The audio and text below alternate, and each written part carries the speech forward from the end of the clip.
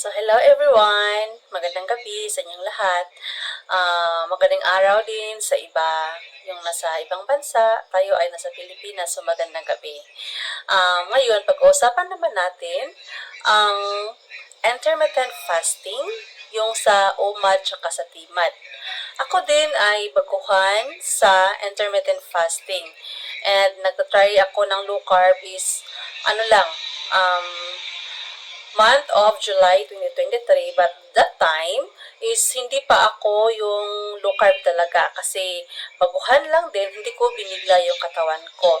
Like in my first video, sinasabi ko doon na kumakain ako ng rice. But this August is trinay ko na talaga na hindi kakain ng rice, but I think it's more than 1 week pa lang na hindi na talaga ako nag-rice. Anyway, ibalik tayo sa UMAD tsaka sa TMAD.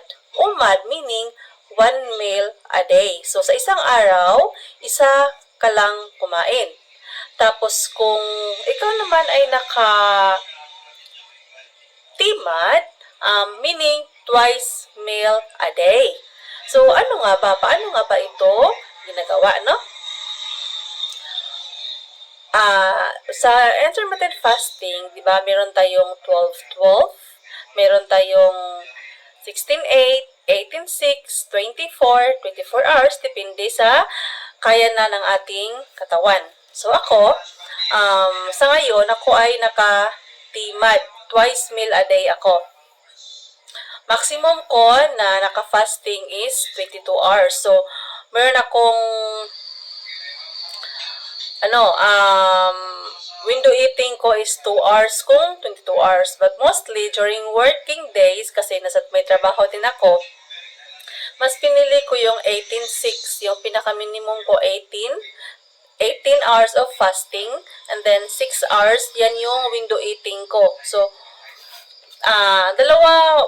twice akong kumain during feasting hour.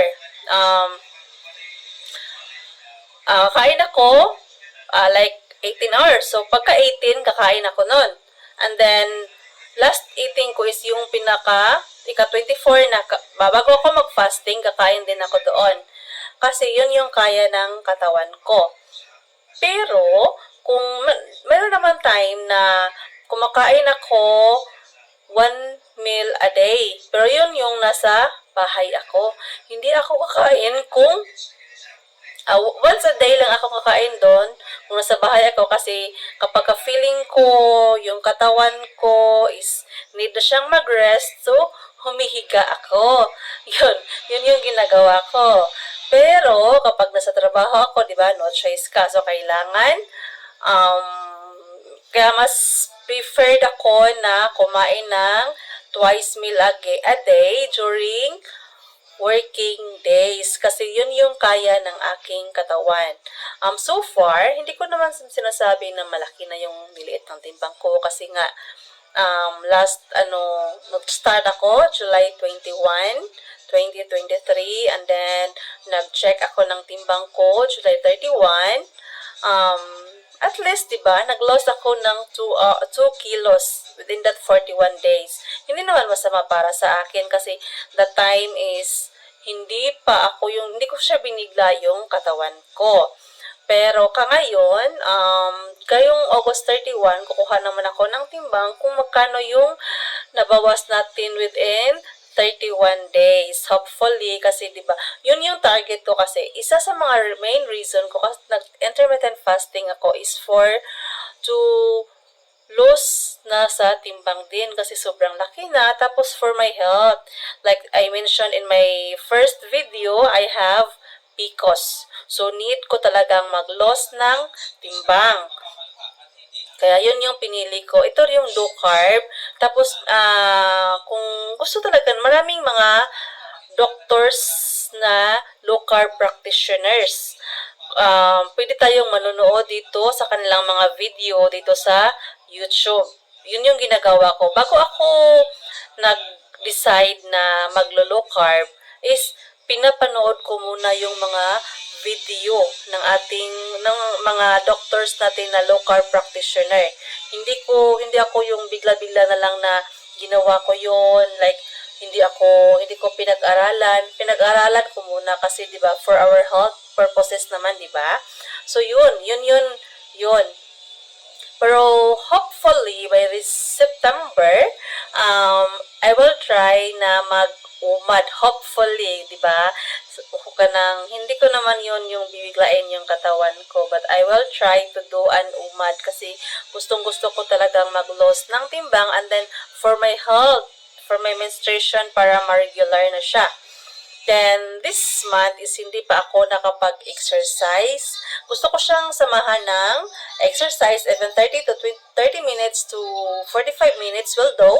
But this month, not yet pa. But I will try, maybe this coming September, I will include workout or like that for 30 minutes. Yun lang yung masasabi ko. And yun yung umad tsaka timad. So, kung kayo ay magtitimad, twice meal a day, siguruhin lang din na yun yung kinakain natin is more on protein. Yun, protein. And then, lagyan na lang natin ng veggies. Pero, mas maigi kung mas marami ang protein. Like, karne, itlog, fish, yan. Pasok yan sa ating low carb meal. And then, lagyan lang natin ng mga veggies like cucumber, yung okra. Ganyan. Yan yun. Pwede yan sa ating veggies na low carb. So, yun lang yung video natin sa ngayon, mga langga, no? Maraming salamat sa mga nanonood. Isa-share ko rin sa inyo kapag nakapagtimbang ulit ako this August 31, isa-share ko rin sa inyo. Samahan niyo ako sa aking low carb journey, intermittent fasting low carb journey para makita rin natin kung ano yung mga nagbabago sa atin while we're doing this new lifestyle. So, di ba? Samahan niyo ako dito sa aking journey. Maraming salamat sa mga nanonood. God bless us all!